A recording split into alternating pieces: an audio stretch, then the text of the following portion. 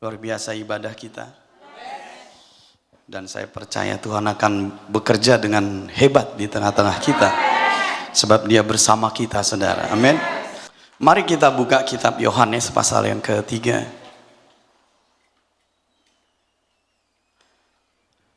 Yohanes pasal yang ketiga, ayat yang ketiga.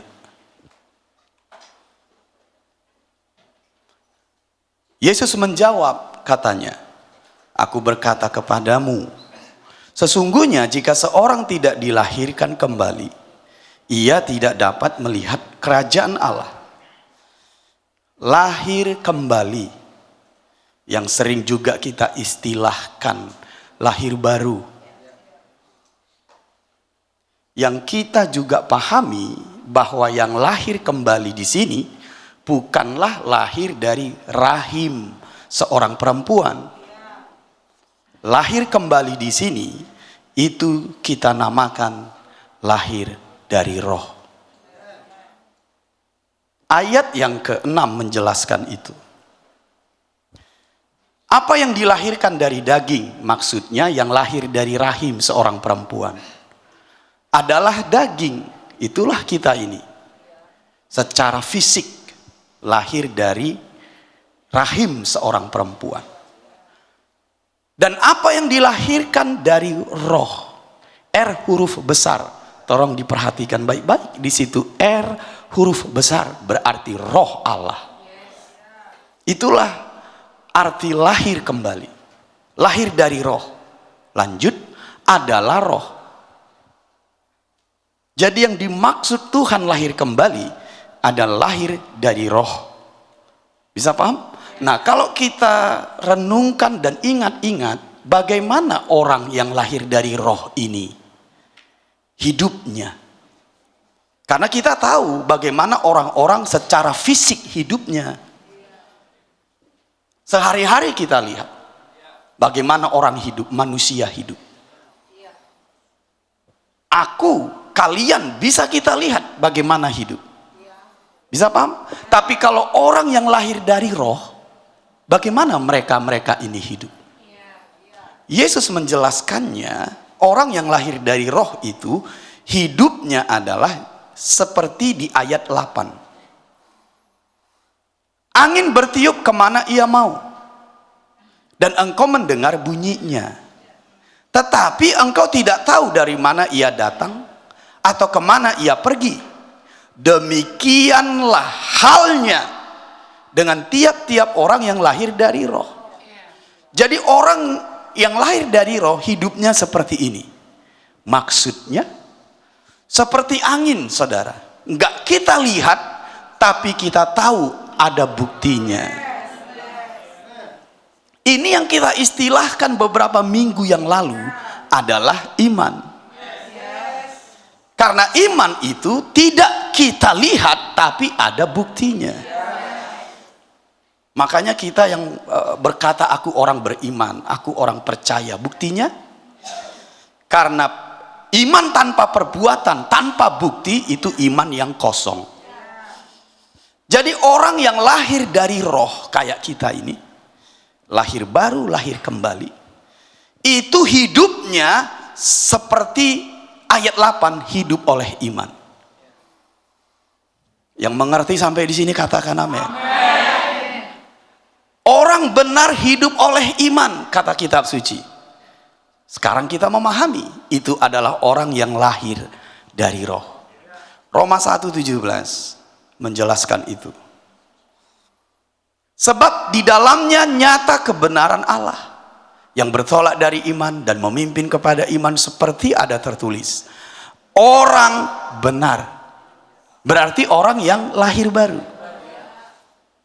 Orang benar akan hidup oleh iman. Kita tidak heran lagi dan tidak bertanya-tanya. Memang begitulah seharusnya.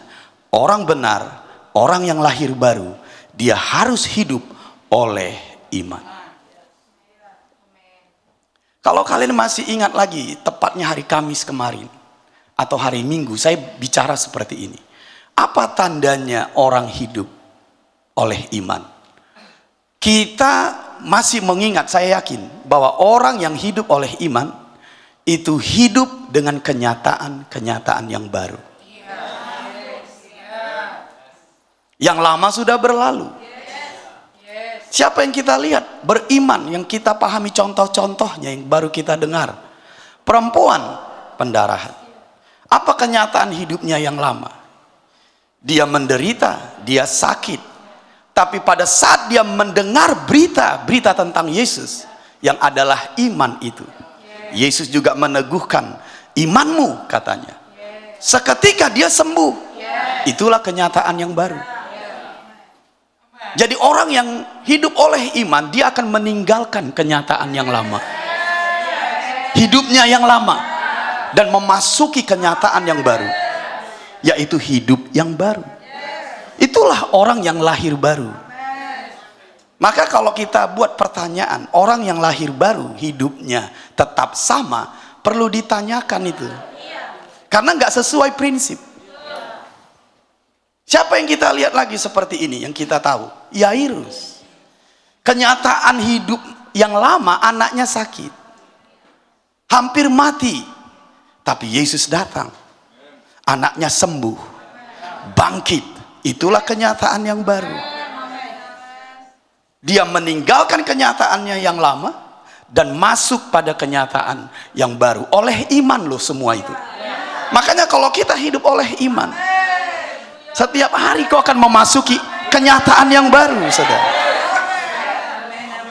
Itu prinsip lahir baru. Coba kita lihat lagi peneguhannya dari 2 Korintus pasal yang ke-5 ayat 17. Jadi siapa yang ada di dalam Kristus? Kita. Saya mau bertanya, siapa yang ada dalam Kristus? Oh iya. Kalimat berikut, ia adalah ciptaan yang baru, lahir baru.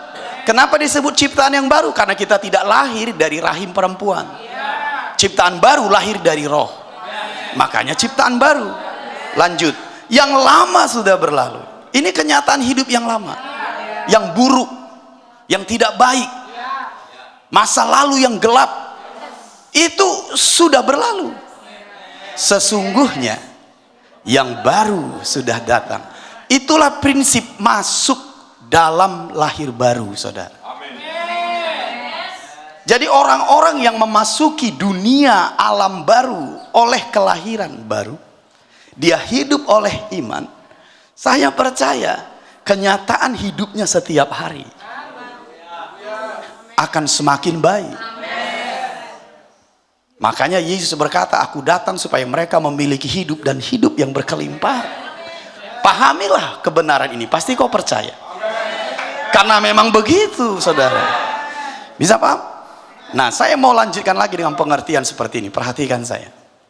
Seperti apa yang baru itu? Semisal anak yang lahir, dia bertumbuh. Setiap hari kalau orang tua melihat anaknya yang baru lahir bertumbuh, dia akan mulai melihat anggota-anggota tubuhnya makin besar. Tiba-tiba dia bersuara. Itu apa? Hal-hal yang baru muncul. Sebelumnya kan nggak ada. Itulah prinsip kehidupan yang baru. Meninggalkan yang lama, memasuki yang baru. Bisa mengerti maksud saya? Nah, sama seperti pohon. Kalau pohon itu tumbuh, tunasnya tumbuh, bunganya tumbuh, itu namanya hal-hal yang baru. Bisa mengerti? Semua contoh itu termasuk prinsip-prinsip lahir baru. Bisa paham maksud saya? Coba kita lihat di 1 Korintus pasal ke-3 ayat 11. Ini juga salah satu prinsip dari lahir baru. 1 Korintus 13 maksud saya. 1 Korintus 13 ayat 11. Ketika aku kanak-kanak, aku berkata-kata seperti kanak-kanak. Aku merasa seperti kanak-kanak. Aku berpikir seperti kanak-kanak. Sekarang, sesudah aku menjadi dewasa, maksudnya dia meninggalkan sifat lamanya, masuk pada sifat yang lebih dewasa. Ini termasuk prinsip lahir baru. Prinsip hidup oleh iman. Jadi kalau kita hidup oleh iman, kau akan meninggalkan sifat lamamu. Bisa amin dengan panjang. Tapi Papa, sifatku tetap sama. Ya, itu yang harus kita renungkan dulu di ibadah ini. Karena itu belum prinsip lahir baru loh saudara. Saya ingin membawa pada pengertian saja, pada fakta-fakta hidup, supaya kita nggak ngambang mengerti firman itu.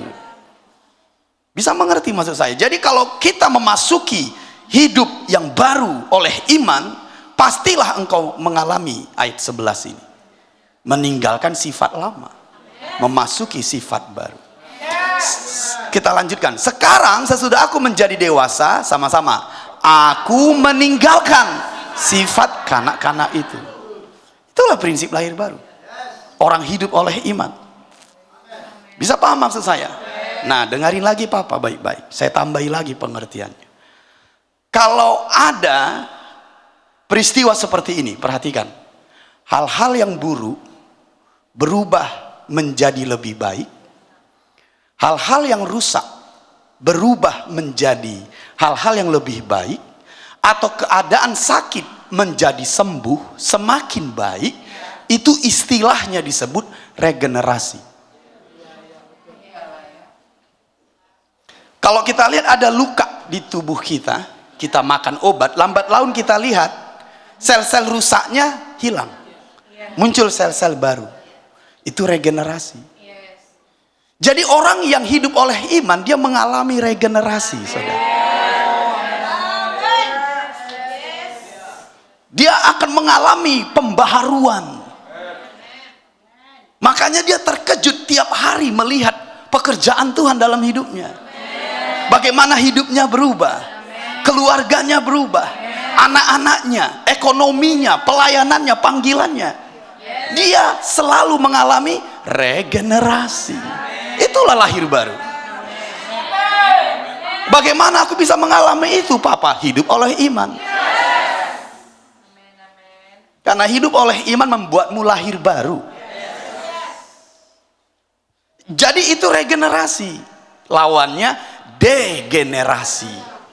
Makanya yang saya heran kalau ada orang percaya hidupnya makin buruk. Namanya degenerasi, harusnya kan regenerasi. Cobalah renungkan. Mengapa orang percaya, orang beriman katanya, tapi mengalami degenerasi? Dengarkan Papa baik-baik.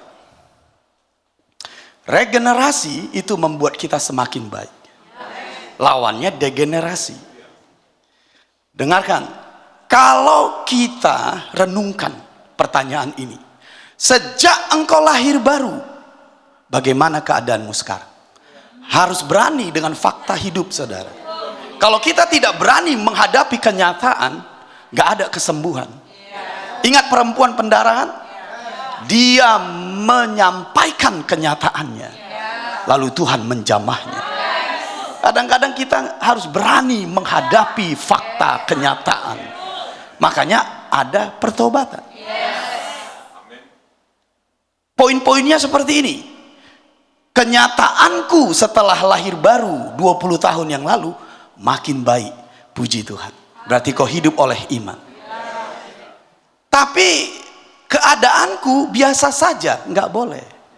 Perlu reposisi. Reposisi iman. Pasti ada yang salah itu. Nggak sesuai prinsip. Papa, keadaanku makin buruk. Nah, apalagi itu? Imanmu udah tersesat. Pasti imannya tersesat itu. Karena dia nggak bisa lagi menjawab, aku hidup, kata Tuhan, supaya engkau memiliki hidup yang berkelimpahan. Nggak bisa lagi dijawabnya. Keadaannya makin buruk. Itu imannya udah tersesat itu, saudara. Jadi kalau ada kenyataan hidup kita biasa-biasa sejak lahir baru, perlu reposisi. Kalau makin buruk atau terjadi degenerasi, itu imanmu perlu dikoreksi. Atau ada lagi satu lagi, apa itu? Naik turun. Hari ini baik hidupnya, besok bangkrut. Besok baik lagi, besok jatuh lagi. Itu pun imannya perlu direposisi. Yang benar, Papa? Iya, makin baik. regenerasi terus. Berarti aku harus memposisikan apa? Imanku. Itulah yang mau Papa ajarkan padamu. Lihat Papa, jangan takut dan jujur dengan fakta yang kau alami. Kalau engkau mengabaikan fakta hidup itu, bagaimana Tuhan menjamah di area ketidakjujuran? Apa suara Tuhan bagi kita pagi ini, siang ini? Dengarin Papa, reposisi imanmu. Dan itulah yang mau Papa ajarkan. Bisa mengerti baik-baik? Jadi kehidupan orang benar harus dari fajar sampai rembang tengah hari. Harus begitu. Bagaimana Papa supaya aku bisa mengalami itu? Hiduplah oleh iman. Lalu pertanyaannya, saya tahu yang kau pikirkan karena saya punya pikiran juga. Saya hidup oleh iman Papa. Saya hidup oleh iman, tapi nggak seperti yang kau sebut tadi makin baik. Pertanyaan saya adalah, imanmu benar atau tidak? Kalau iman kita benar dan hidup di situ, firman tidak berdusta, kita pasti mengalaminya. Tahu kalian? Dengarin saya. Karena ini sangat fundamental, krusial sekali di akhir zaman. Rasul Yudas, kitab Rasul yang terakhir, menuliskan betapa dia terdesak untuk mengingatkan umat Tuhan mempertahankan imannya. Coba kita lihat Yudas pasal 3. Yudas pasal 3. Penting sekali untuk kita mengerti kebenaran ini, saudara. Yudas pasal 3. Saudara-saudaraku yang kekasih, ini tulisan Rasul yang terakhir sebelum Wahyu. Saudara-saudaraku yang kekasih, sementara aku bersungguh-sungguh berusaha menulis kepada kamu tentang keselamatan kita bersama, aku merasa terdorong untuk menulis ini kepada kamu dan menasihati kamu. Dia terdorong, itu udah pekerjaan roh. Bisa paham? Terdorong, urgent, supaya kamu tetap berjuang. Berarti ada musuh ini. Supaya kamu tetap berjuang untuk mempertahankan iman yang telah disampaikan kepada orang-orang kudus. Berarti apa ini? Iman yang mula-mula. Bisa saja dalam perjalanan rohani kita, iman kita sudah melenceng, terkontaminasi, karena banyaknya hal-hal yang tidak benar kita dengar. Makanya iman kita itu tidak iman mula-mula, iman yang disampaikan oleh Bapak rohani kita, sumber rohani kita. Mulai kita melihat bagaimana keadaan hidup kita kok berbeda, karena iman yang kita jalani tidak seperti sebelumnya. Apalagi di zaman kita ini, saudara. Makanya tahu kalian, ayo kita bicara fakta saja. Karena saya nggak bisa menyembunyikan ini, kau juga tidak bisa menyembunyikan ini. Bagaimana kehidupan orang percaya di masa kita ini? Coba lihat,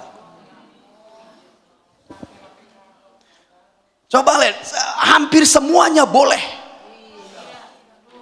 Nggak bisa lagi dibedakan ini dosa atau tidak. Kalau mereka bekerja di domain nggak tahu itu dosa atau tidak, ditabrak aja. Coba lihat di gereja, nggak tahu lagi ini dosa atau tidak. Kalau kita tidak tahu ini dosa atau tidak tahu ya, iman kita sedang tersesat. Makanya dia disebut roh kebenaran. Ini penting, ini krusial, saudara. Apalagi di tengah-tengah dunia kita yang begitu banyak sekali hal-hal yang perlu kita filter untuk kita dengar. Karena begitu itu ditanam di hatimu, engkau tinggal menunggu tuaiannya besok. Bagaimana kalau yang ditanam di hatimu itu salah? Saya mulai mengerti, saya Bapak rohani. Saya mengerti perasaan Yudas. Saya melihatmu. Saya juga melihat perkembangan kekristenan dan orang percaya sekarang. Saya sudah hampir 30 tahun bertobat. Saya tahu bagaimana perubahan-perubahan sifat, karakter, kehidupan orang-orang percaya. Bahkan gereja-gereja di bangsa-bangsa saya tahu. Saya merasakan dorongan Yudas ini. Itu sebabnya saya menasehatimu. Kita sedang hidup di zaman yang perlu sekali untuk memastikan yang kau dengar itu benar atau tidak. Karena kita nggak akan mengalami hidup yang baru. Makanya kita normal saja itu kalau hidup kita biasa. Normal saja itu kalau hidup kita mengalami degenerasi. Normal saja itu kalau hidup kita naik turun. Kenapa kita bilang itu normal? Orang benar hidup oleh iman kok. Jadi harusnya dari terobosan pada terobosan dong. Dari kemenangan pada kemenangan. Dari kekuatan pada kekuatan. Bisa amin. Harus berani menghadapi fakta itu ada yang salah itu. Jangan sembunyikan atau pura-pura. Kalau salah akui. Kalau jatuh bangkit. Kalau berdosa bertobat. Jangan malu.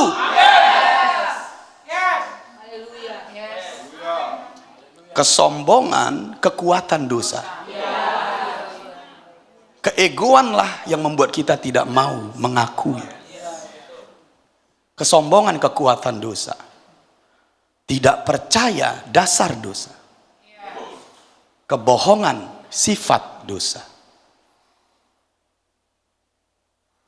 Jadi kalau kita nggak betul-betul strict karena oleh dosalah Yesus di kayu salib, kita nggak mulai mengerti bagaimana dosa itu menghancurkan hidup manusia, kita sudah ada yang salah di iman kita itu. Kasih senyum sama saya karena dingin memang kalau kita bicara dosa. Tapi kalau udah kekayaan dan terobosan bangkit kita. Enggak apa-apa, kami serius ini soalnya. Puji Tuhan. Saya mau kita buka 1 Timotius 1. 1 Timotius 1. Karena kerinduan saya kita mengalami realita kehidupan yang selalu semakin baik. Itu realita yang benar. Itu kerinduan saya. Tapi kita harus menerangi kegelapan, saudara.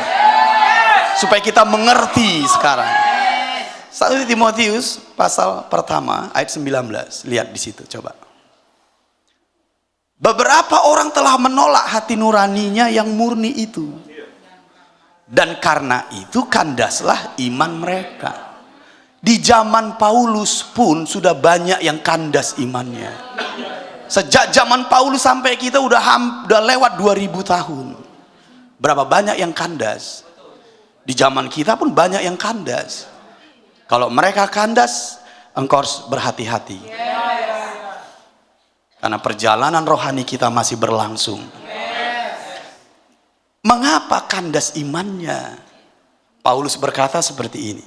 Coba kita buka di 1 Timotius pasal yang keempat ayat pertama. Saya mulai masuk pada realita hidup kita sebentar di zaman kita ini. Mau? Paling banyak membuat kandas iman orang percaya. Bisa paham? Sebentar saja, tapi saya harap kau mengerti ini. Ini realita kita. Ayat pertama. Tetapi roh dengan tegas mengatakan bahwa di waktu-waktu kemudian ada orang yang akan murtad lalu mengikuti roh-roh penyesat dan ajaran setan-setan. Stop dulu. Apa maksudnya ajaran setan-setan atau roh-roh penyesat? Mungkin kita berpikir ini adalah ajaran tentang menyembah arwah, menyembah dunia kegelapan. Saya yakinlah kalau ini pastilah kita semua berkata, ya ajaran setan. Hindari. Tapi tahu nggak kalian? Kalau ajaran setan-setan itu juga bisa dibungkus di dalam firman. Dari mana saya tahu? Yuk kita baca berikutnya. Makanya sulit dideteksi kalau kita tidak berhati-hati. Kita makani aja. Padahal itu termasuk ajaran setan-setan. Bisa mengerti? Saya mau bawa kita pada pengertian itu. Coba ayat yang kedua. Oleh tipu daya pendusta-pendusta yang hati nuraninya memakai cap mereka. Hati-hati dengan hati nuranimu ya. Sebelum kandas imanmu, hati nuranimu yang dibuatnya tidak bersuara lagi. Ayat yang ketiga, mereka itu melarang orang kawin, melarang orang makan makanan yang diciptakan Allah, supaya dengan pengucapan syukur dimakan oleh orang yang percaya dan yang telah mengenal kebenaran. Karena semua yang diciptakan Allah itu baik, dan suatu pun tidak ada yang haram jika diterima dengan ucapan syukur. Sebab semuanya itu dikuduskan oleh firman Allah dan oleh doa. Dengan selalu mengingat hal-hal itu kepada saudara-saudara kita, engkau akan menjadi seorang pelayan Kristus yang baik, terdidik dalam soal-soal pokok iman kita, dan dalam ajaran sehat yang telah kau ikuti selama ini. Garis bawahi ajaran sehat. Jadi bukan ajaran setan-setan. Yang kau harus ikuti harus ajaran sehat, bukan ajaran setan-setan. Sebelum kita tahu ajaran setan-setan ini, saudara, dengarin papa, engkau harus tahu dulu ajaran sehat. Karena kita nggak tahu yang palsu sebelum yang aslinya engkau tahu. Kita harus tahu yang asli baru yang palsu. Kita harus tahu dulu ajaran sehat, baru kita bisa mendeteksi ini ajaran setan-setan atau tidak. Sekalipun dia dibungkus oleh firman. Bisa mengerti? Apa tandanya ajaran sehat dan ajaran setan-setan? Dengerin. Dari buktinya. Karena dia dibungkus firman, kita tidak tahu. Apa buktinya? Dengerin papa.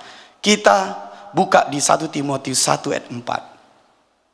1 Timotius 1 ayat 4. Inilah buktinya. Ajaran setan-setan atau ajaran sehat. 1 Timotius 1 ayat 4. Dengarin papa baik-baik. Very very important. Alright? Ataupun sibuk dengan dongeng dan silsilah yang tiada putus-putusnya, berdebat, bertengkar soal-soal ayat bisa terjadi loh. Ingat yang hari Kamis kemarin? Di padang gurun, Yesus dan iblis bertengkar ayat.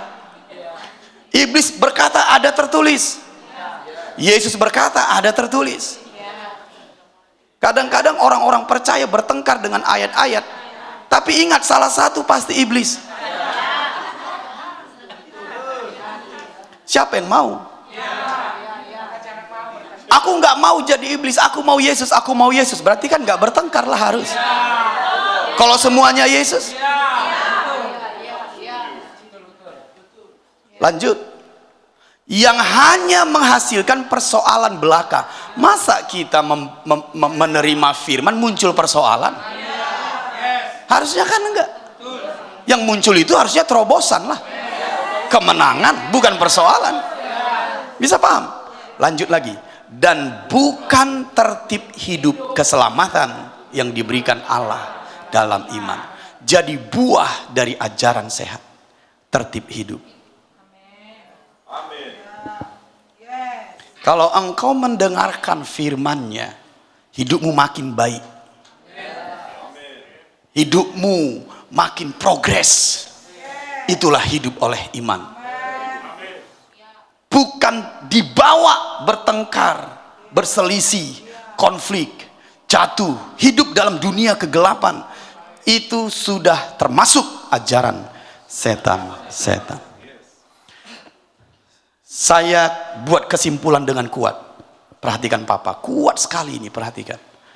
Kalau kita tidak hidup dengan iman yang benar, tidak akan ada perubahan, tidak akan ada kemajuan, tidak akan ada terobosan atau hidup yang berkelimpahan. Maka engkau, aku bisa refleksi sekarang. Iman kita benar atau tidak. Haleluya. Ada amin, amin. Saudara, satu contoh lagi dalam kitab suci ya. Kalau orang hidup dengan iman yang benar. Mari kita lihat di 1 Korintus. Kita pun akan mengalami ini kalau kita hidup dengan iman yang sama. Tuhan kita sama. Berarti kita mengalami hal yang sama. Coba 1 Korintus 1 ayat yang ke-24. Lihat ya. Bagaimana mereka hidup dengan iman? Hidupnya progres dan luar biasa. Perhatikan. Makanya lindungi imanmu, jagai imanmu, hidup dalam iman yang benar. Engkau akan memasuki hidup lahir baru. Amin 2 kali. Ayat 24. Tetapi untuk mereka yang dipanggil, baik orang Yahudi maupun orang bukan Yahudi, Kristus adalah kekuatan Allah dan hikmat Allah. Siapa di sini yang dipanggil? Amin. Ayat 25. Sebab yang bodoh dari Allah lebih besar hikmatnya daripada manusia, dan yang lemah dari Allah lebih kuat daripada manusia. Amin lagi. Ayat 26, perhatikan baik-baik. Ini yang mau saya ingin jelaskan dan kalian perhatikan. Ingat saja. Kalau udah ingat saja berarti masa lalu. Saudara-saudara, bagaimana keadaan kamu? Perhatikan dulu. Bagaimana keadaanmu dulu? Ketika kamu dipanggil, ketika lahir baru. Menurut ukuran manusia, tidak banyak orang yang bijak. Berarti kan bodoh. Miskin. Tak berguna. Buruk keadaannya. Tidak banyak orang yang berpengaruh. Tidak banyak orang yang terpandang. Itulah dulu. Sebelum lahir baru. Paham maksud saya? Ayat 27. Tetapi berarti terjadi perubahan. Apa yang bodoh bagi dunia dipilih Allah untuk memalukan orang-orang yang berhikmat. Engkau menjadi berhikmat. Dan apa yang lemah bagi dunia dipilih Allah untuk memalukan apa yang kuat. Engkau menjadi kuat. Sebelumnya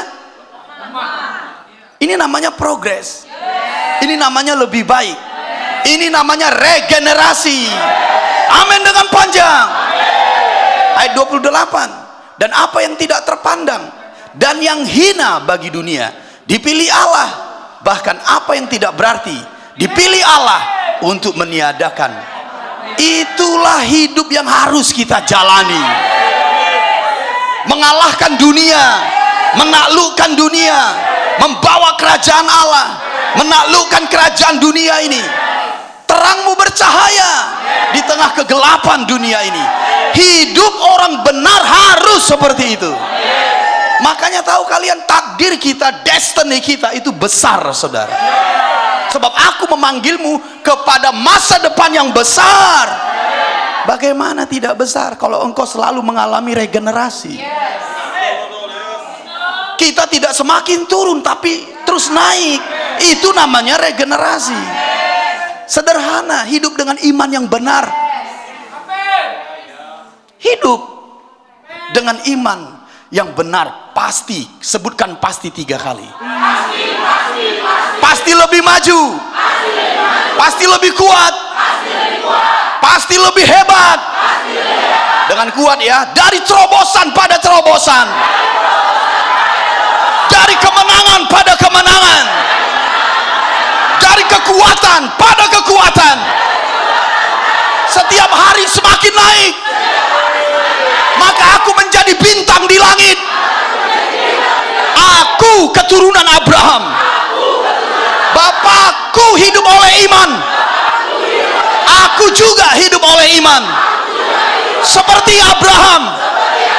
Maka olehku semua kaum di muka bumi. Teruskan. Itulah takdir kita. Bukan semakin buruk, bukan biasa, bukan naik turun dari fajar sampai rembang tengah hari. Kalau kita hidup dengan iman yang benar, hati-hati yang kita terima, saudara.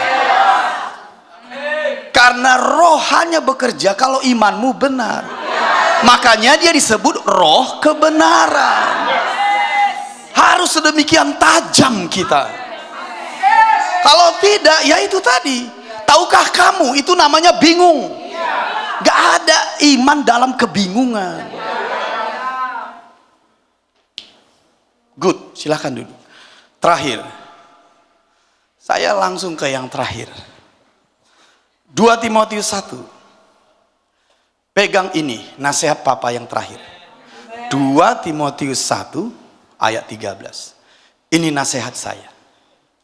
Karena saya rindu kita mengalami itu tiap-tiap hari. Siap?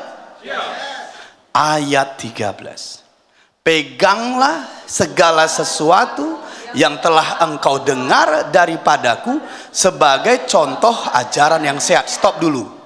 Berarti supaya engkau memiliki ajaran sehat atau iman yang benar, you must know. Engkau harus tahu siapa sumbermu.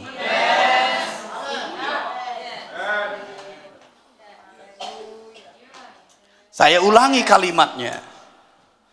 Peganglah segala sesuatu yang telah engkau dengar daripadaku. Sumber rohanimu, bapak rohanimu. Sebagai contoh ajaran yang sehat. Jadi ajaran yang sehat itu keluar dari sumber rohanimu. Kalau kita menerima segala macam ajaran, ya itu bisa terjerumus pada ajaran yang sesat atau sehat atau yang setan-setan. Papa, tapi itu semua firman tertulis, semua firman di Alkitab. Buktikan saja dengan hidupmu. Makin tertib, makin berkembang, makin mengalami terobosan. Lihat hubunganmu dengan istrimu, hubunganmu dengan suamimu, lihat anak-anakmu, lihat ekonomimu, lihat cintamu ke Tuhan. Kalau udah terjadi split, berarti ada yang salah itu. Makin malas ke gereja, makin sering ke kafe. Ini yang salah. Makin malas berdoa, makin suka ke mall. Udah salah ini. Tuhan, what's wrong in my heart? Apa yang salah di hatiku? Kalau ada orang ngajak ke mall, 1000 langkah aku mengikuti. Tapi kalau diajak aku ke gereja, nggak ada langkahku. Apa yang salah dengan imanmu? Kalau udah bicara tentang bisnis dan uang, berbinar-binar mataku. Tapi kalau udah berbicara pertobatan, redup mataku. Ada yang salah dengan imanmu. Udahlah, kalau udah berbicara kebenaran, pertobatan, kekudusan, ngantuk kita. Tapi kalau udah berbicara bisnis, miliaran, kekayaan, kedudukan, berbinar-binar mata. Bagaimana kau melihat salib Yesus coba? Harusnya engkau yang digantung, bukan Yesus. Malu kita, saudara. Malu. Tadi waktu saya berdiri di sini, saya mengalami Tuhan. Tuhan bilang seperti ini, John, kalau engkau tahu siapa aku, kau nggak perlu khotbah di sini. Untuk apa kau khotbah? Karena hanya aku satu-satunya yang layak dimuliakan. Untuk apa kau khotbah di sini? Untuk kau dimuliakan. Untuk kau supaya diakui mereka hebat. Engkau mengambil tempatku. Itu sebabnya saya tadi bernyanyi, hanya engkau yang layak Tuhan. Lalu kita hidup sebebas-bebasnya karena kau diselamatkan. Malu dengan Tuhan yang di kayu salib sana, saudara. Kita menikmati hidup karena ditebus. Malulah kita dengan Tuhan yang disalib itu. Dia menderita, kita tertawa. Dia menderita, kita menikmati hidup. Oh come on, umat Tuhan. Kalau kau melihat darahnya, melihat salibnya, gak tahan lututmu. Kalau kau gak mati Tuhan, aku pasti mati. Gak ada artinya aku hidup. Inilah iman yang benar. Makanya kalau kau kaya, kau rendah hati. Kalau kau diangkat Tuhan di luar sana, kau rendah hati. Datang ke rumah Tuhan, gak tahan lututmu, langsung tersungkur. Karena kau tahu, kalau Yesus tidak mati di kayu salib, aku binasa. Ini iman yang benar. Muncullah rasa takut akan Tuhan. Seolah-olah kita bisa hidup selama-lamanya. Itu namanya bodoh. Yesus yang memberikan kita hidup. Yesus berkata, akulah roti hidup yang memberi hidup pada dunia. Makanya tahu kalian, kalau ada ibadah memuliakan Tuhan, datang. Kalau ada memuja Tuhan Yesus, datang. Malu kalau nggak datang. Malu sama Tuhan, saudara. Itulah iman yang benar. Mengapa saya sampaikan ini? Hanya untuk memposisikanmu umat Tuhan yang dikasihi Tuhan. Iman kita harus benar. Orang benar hidup oleh iman. Hidup oleh kenyataan yang baru. Yang lama sudah berlalu, yang baru sudah datang. Yaitu terobosan dari terobosan, kekayaan dari kekayaan, kemenangan dari kemenangan. Sebab aku datang supaya mereka memiliki hidup dan hidup yang berkelimpah. Tapi engkau harus hidup oleh iman. Saya tutup di sini. Hari Kamis saya bicara kebenaran Allah. Saya akan bicara tentang bagaimana engkau memposisikan iman yang benar. Karena itu penting. Apa kebenaran Allah? Karena kalau kita tidak tahu kebenaran Allah, itu bisa berbahaya bagi kita. Karena orang Israel tidak diselamatkan karena tidak tahu kebenaran Allah. Datang hari Kamis, kita akan lanjut untuk kita bisa membangun. Karena begini, dengarin Papa. The X is on. Kisah para rasul fondasinya karya Yesus. Jadi kalau karya Yesus tidak kita pahami dengan benar, gak ada kisah para rasul.